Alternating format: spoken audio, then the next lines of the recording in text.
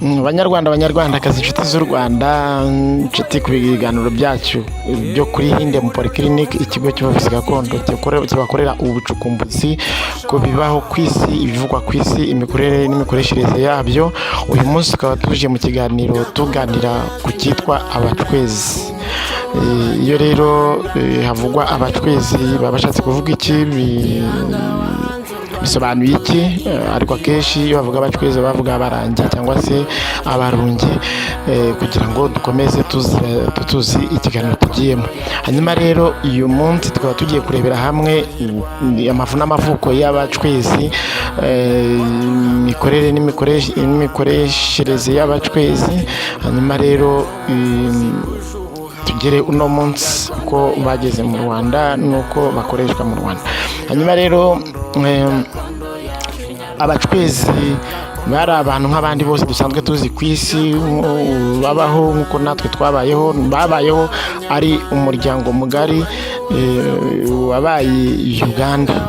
Inkomoko y'abacwezi ni Uganda, ariko bagiye bakwirakwira bagera mu Rwanda, bagera mu Burundi, bagera muri Tanzania, bagera muri Congo, bagera muri Malawi, bagera muri Zimbabwe, bagera muri Ethiopia, mu bihugu byinshi cyane cyane byo muri Afurika y'Iburasirazuba na Afurika yo mu ihembe rya Afurika. Hanyuma rero abacwezi bakaba bararangwaga n'imirimo myinshi cyane, harimo gucura, ubukorikori, imbaraga zidasanzwe za maji. Abenshi muri bo bakoraga nk'aho ari ibivejuru, nk'aho nyine ku buryo bakoraga nk'aho ari abapfumu cyangwa se abahanuzi. Ibimenyetso byabo bya nyuma rero byagiye bigaragara cyane cyane muri Zimbabwe, Zambia na Malawi. Uyu munsi Uganda nyine naho bikaba hakiri abantu bakoresha cyangwa bakoresheje abacwezi biyambaza imbaraga bagiraga, kuvuga bahereye ku mbaraga bari bafite, bababereye nk'ibigirwamana, bakoresha nk'ibigirwamana kuko niyo nkomoko yabo. Ni bwa buryo mu Rwanda bavuga ko basenga abazimu cyangwa basenga imandwa, cyangwa se muri iyo santere, muri ubwo buryo, kuko tugiye kurebera hamwe ukuntu bapfuye, aho babaga n'ukuntu bapfuye n'ukuntu babuze. Rero hakaba haradutse idini risenga cyangwa ryiyambaza abacwezi nyuma y'uko bapfuye. Urumva rero ni uburyo bwo guhamagara imyuka y'abantu bapfuye burimo bukoreshwa. Hanyuma rero bakaba babukoresha baragura cyangwa se bapfumura cyangwa se baranga ibintu aho biri, cyangwa se indwara, inkomoko zabo. Abacwezi rero bivugwa ko batwara abantu bakabakubita cyangwa se bakabagirira nabi, iyo banyoye n'iyo basinze, mbese cyangwa se bayobye. Icyo gihe rero mu gace kabagamo abacwezi, ibyo byabagamo n'ubu Uganda bivugwa ko bikibaho. Bivuga kandi ko mu rupfu rwabo barapfuye bishwe, kuko bajya kubura habaye intambara, baterwa n'ubundi bwoko. Ubwo bwoko burabica burabamara. Hanyuma amateka rero akavuga ko barigise nyine, kuko bapfiye gushyira, bituma byitwa ko barigise ngo bakagenda, kuko yari ingoma ngari, ntabwo yari umuntu umwe cyangwa babiri cyangwa batatu. Hari rero amoko agaragara muri Uganda bavuga ko afitanye isano n'abacwezi. Muri Uganda bakaba bavuga ko Abahima bafitanye isano n'abacwezi. Mu karere ka Afurika rero y'Iburasirazuba niho hakunze kuvugwamo abantu babayeho bagera aho barazimira burundu. Bikavugwa ko ari ibihangaje nk'ibindi bihangaje, nk'uko ba Ryangombe, ba Nyabingi, ba Yesu, ko ba Muhammad babaye ibihangaje ku isi hose, kimwe n'abandi b'ibihangaje bagiye mu bihugu bigenda bitandukanye. Usangamo abantu bagiye baba ibihangaje kugeza n'ubwo basengwa cyangwa se biyambaza ku bw'imbaraga zabo. Aha ngaha nkaba ngira ngo nk'uko twabonye ikiganiro kivuga kuri Nyabingi, tuzagaruka tuvuga ikiganiro cyo kuri Ryangombe kugira ngo nawe mumenye amakuru n'amateka nyirizina ya Ryangombe, nk'uko tugiye kurebera hamwe amateka nyirizina y'Abacwezi. Abacwezi rero bakaba bari abantu nk'abandi bose bafite imbaraga, kandi bakaba kubw'imbaraga bagiraga n'ubuhanga bari bafite baritwaga ko ari ibivejuru cyangwa se ibimanuka, nk'uko muzi ko mu Rwanda bavuga ko habaye ikimanuka, no mu Burundi naho nuko amateka duhuriyeho. Rero nabo n'Abacwezi babarwaga muri ubwo buryo. Bivuga ko kandi ingoma zabo zarangwaga no kugira ububasha ndengakamere bwakoreshwaga, kubera uburyo ki bashoboraga guhangana n'ibibazo byari bibugarije icyo gihe. Bagiraga icyicaro rero mu gihugu cyabo cya Uganda, kuko bari bafite empire bitaga empire ya Kitara rero akaba ariho hava amazina y'abantu bitwa Abacwezi. Abari batuye Uganda rero ahahoze abo Bacwezi ubu ngubu na n'ubu ngubu bakaba bagihari, ndetse bamwe bakaba bakigaruka kuhasura. Bavuga ko Abacwezi rimwe na rimwe bongera kugaruka mu ishusho yabo, bakigaragaza aho ngaho nk'abantu beza, nk'abakobwa beza, nk'abasore beza barebare n'ibintu nk'ibyo. Kuko rero byagaragazaga uburyo kibasaga, ndetse ubwiza bwabo byatumaga abantu babibazaho. Abacwezi bari abantu rero babayeho kuva mbere y'ivuka rya Yesu, kuva kugera nyuma gato mu mwaka w'igihumbi kimwe magana 500 nyuma y'ivuka rya Yesu. Bari bafite ingoma y'ubwami rero yitwaga Abakitara. Ubwami bw'Abakitara mbere bukaba bwarabayeho, bukayoborwa n'ubwoko bw'Abatembuzi. Umwami yitwaga Isaza. Kubera imyitwarire yabo, ibikorwa byabo, bavugaga ko babarwaga nk'ibivejuru, abantu badasanzwe. Bari abantu ariko bateye nk'abandi, bakora nk'abandi, ariko ibikorwa byabo, ibintu bakoraga, uburyo ki bavuraga, uburyo ki bororokaga nk'abandi bantu, bakorora, batungwaga n'amata, bagatungwa n'ibyo kurya bahinze nk'uko n'abandi bantu bose, ariko ubuzima kenshi na kenshi babamo batungwa n'ibyo kurya no kunywa. Uretse rero guhinga no korora, bagiraga barangwaga no gukunda ibintu byo gukina urusoro, gusimbuka, kurwana, kwiruka. Ibyo byari mu mico yabo no mu myitozo ngororamubiri yabo. Byarangaga rero Abacwezi, hari ingano yabo, ibikorwa byabo, isura yabo. Wasangaga ari abantu barebare cyane kandi birabura, ugasanga barabaga biganjemo abantu b'inzobe. Imitwe yabo yabaga ari minini kandi bafite mu maso harehare. Umwami wabayeho wa mbere w'Abacwezi yitwaga Ndahura, mu yandi magambo mu Kinyarwanda witwa Ndahiro.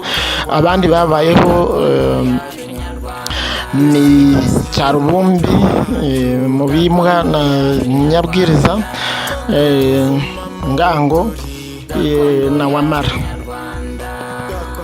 Ugasanga rero abanditse amateka y'Abacwezi babisanisha bifitanye isano n'amateka yagiye aba mu Rwanda, aho bavuga ku bimanuka, uburyo ki byabayeho n'icyabiranze. Akaba ariho bamwe bahera iyo bashaka kugoreka amateka, bahera bavuga ko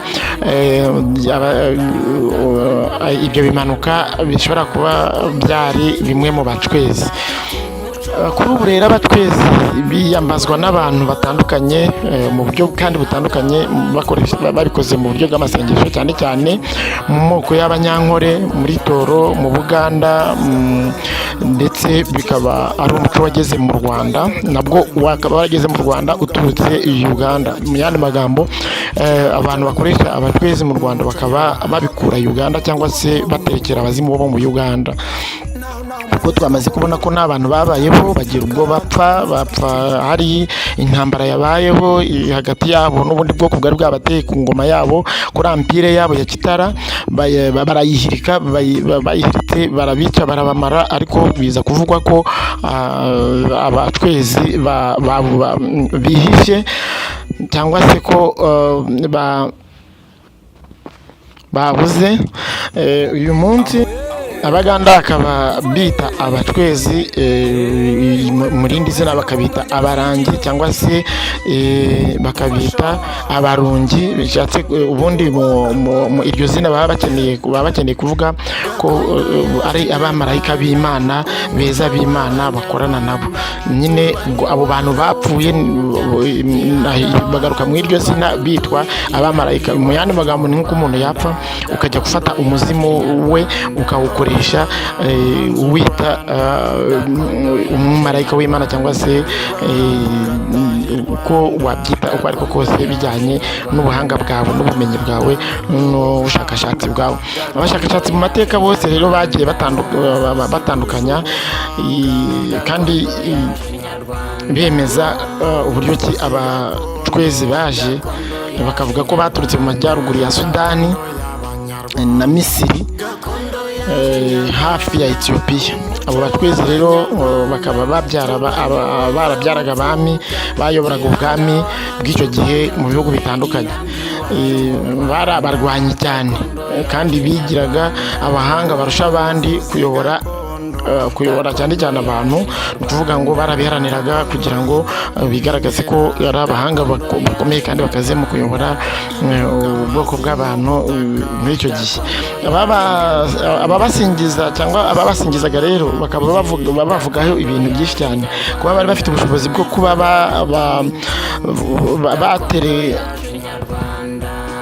batereka ikintu ahantu kikahivana ukagisanga ahandi hantu, nk'aho bavuga kuri za piramide zubatswe kera ko aribo bari bafitemo uruhare, kubera uburyo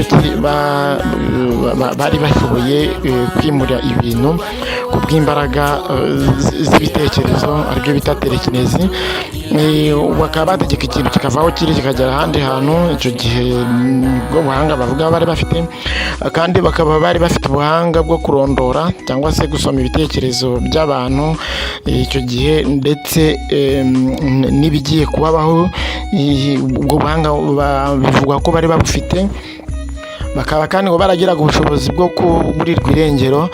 Umuntu baba bakeneye kugira aho bava bahindura icyerekezo, bakaba barahitaga bagenda, ibyo bita teleportation, ku buryo umuntu niba ari hano ashobora gutekereza ko yagiye Kongo agahita agenda nta kindi kintu bimusabye, ukamubura ahari akaburukira ahandi hantu. Nk'ubushobozi bwo kuguruka hifashishijwe urutaro cyangwa se ibirago cyangwa se ibitebo, bakaba barabikoraga cyane cyane, akaba ari ibintu bizwi cyane cyane Karagwe muri Tanzania cyangwa se Ikibungo, yahoze ari Kibungo. Bakaba bari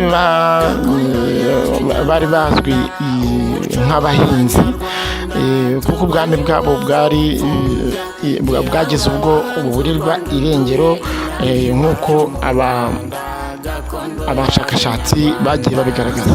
Aho rero tukaba tugiye kubagaragariza uburyo ki baburiwe irengero aho bari batuye. Nahagana mu kinyejana cya 16 aho bari batuye, batewe n'abandi bantu bo mu bwoko bw'Abaruwo b'abarwanyi ba cyane. Nabo bari baturutse mu majyaruguru ya Uganda, barabateye, barabarwanya, barabatsinda, babicira ko bamara, barabanesha, kubera bo bari bamaze kubatwa n'ubwibone n'amakimbirane yo guhanganisha no gusimburana ku ngoma y'ubwami bwabo. Ubwami rero twamaze kubona ko bwitwaga ubwami bw'Abakitara. Bari barabatse, bari baranze gushyikirana n'ababo, ni ukuvuga hagati yabo hari amakimbirane, hanyuma rero baza kubica barabatsemba babamaraho. Ababavugiraho neza rero bavuga ko muri iyo ndwano barwanye n'abaruho babonye bagiye gutsindwa ngo bararigita, ngo baburirwa irengero, ngo bigira mu yindi si itagaragara. Muri uko gusenyuka rero kw'ingoma yabo havutsemo izindi ngoma nka Uganda, aho bari batuye havutsemo izindi ngoma nka Uganda, Toro, Ankore, Busoga, Karagwe, Rwenzero, Uburundi n'u Rwanda, niko bivugwa mu mateka. Icyo gihe rero kwinjiraho bahoze uyu munsi bikaba nabyo abakeneye amateka no kuyakurikirana no kuyamenya neza bakaba bajyayo, kandi kwinjira bikaba bisaba kubisabira uburenganzira bakabihabwa n'abahari. Akenshi umumaro wabyo bakaba babikora bagira ngo bajye gushakayo imbaraga nshyashya, bagiye gushakayo ubushobozi batari basanzwe bafite, cyangwa se no gushaka amakuru y'ibyahabereye, nabyo bakaba bahakirwa, bakaba bahasura akenshi na kenshi.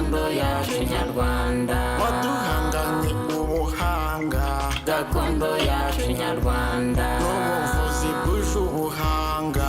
Gakondo yacu nyarwanda, n'ubuvuzi gakondo. Bari abantu b'abanyamihango cyane, ku buryo tugiye kubagezaho uburyo ki bwo kubasura, uburyo ki babigenza. Iyo ugiye kwinjira aho bahoze cyangwa naho baba bari abahakorera, babanza kubisabira uburenganzira, ukabanza ukicara imbere y'ikibatsi cy'umuriro, ababishinzwe bakabigufashamo, nyuma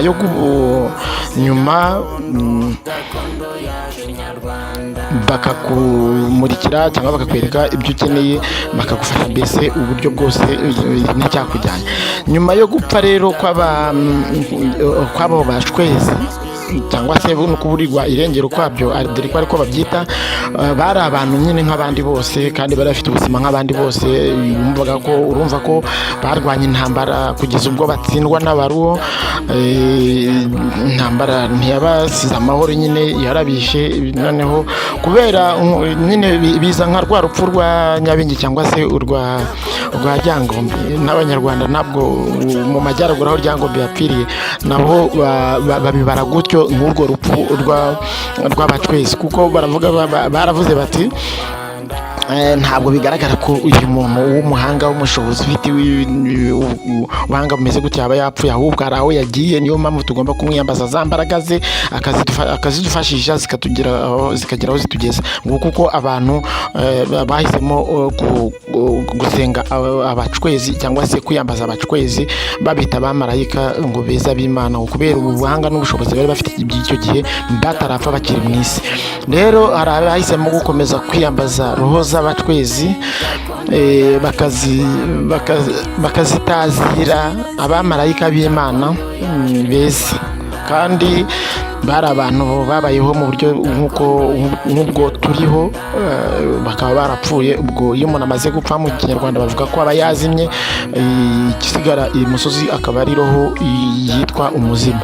Rero mu bindi bihugu bamwe bakaba babyita uwapfuye ko ari umumarayika, cyangwa se mu Giswahili bakabyita roho, nyine roho mumva icyo bishatse kuvuga. Mu Kinyarwanda nyine wabyita umwuka, cyangwa se mu myuka tuzi ko habamo umwuka wera n'umwuka mubi. Ubwo nyine byategwa, abumva ikiganiro bumva ukuri baragira aho babisanisha n'ibiba bivugwa.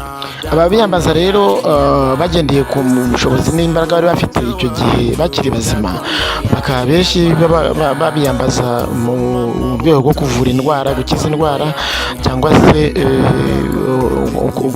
kurinda indwara, abashaka ubutunzi cyangwa se abashaka ubutegetsi, abashaka imyanya y'akazi, abashaka ibyubahiro, abashaka ubudahangarwa, abashaka ubukungu, abenshi abashaka gukurura abakiriya. Abantu benshi bakaba bajyayo cyangwa se babiyambaza aribwo buryo babashakaho nyine, kuri nk'uko abiyambaza Ryangombe akenshi byari byo nizo ntego kuba bamuyambaza cyangwa bamwiyambazaga. ari byo biriho no mu Rwanda, aho abanyarwanda bakora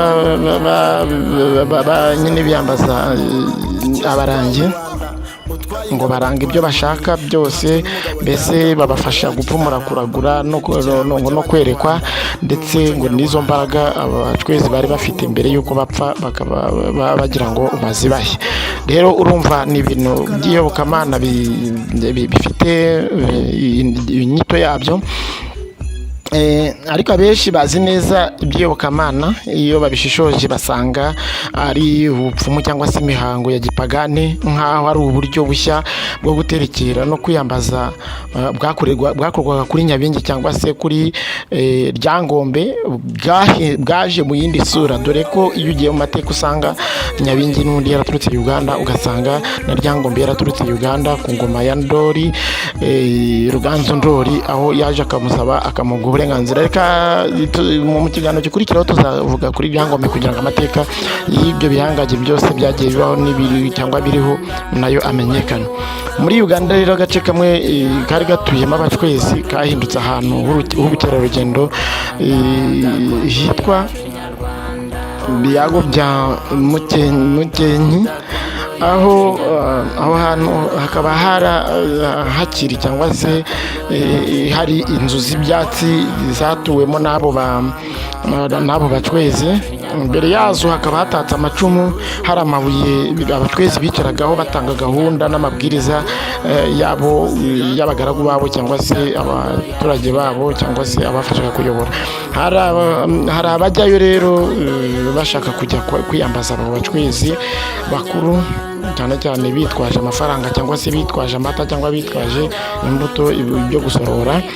Hari aho kandi hafi y'izo nzu haba icyo bita ibizenga ngo abagiyeyo benshi bakeneye gukira indwara bakaba bagenda bakabyogeramo, mbese mu rwego rwo gukira izo ndwara. Abacwezi rero bari abantu bari bafite ikoranabuhanga riteye imbere icyo gihe, kandi bari ibihangaje, bari abanyabukorikori, bari abanyabugeni, mbese abantu b'intangarugero icyo gihe. Rero abatari bafite amakuru ku bacwezi cyangwa se ku barangi cyangwa se ku barungi, mu bushakashatsi nakoze mu binyamakuru byandikwa mu Cyongereza no mu Giswahili, akaba ari byo nashoboye kubona.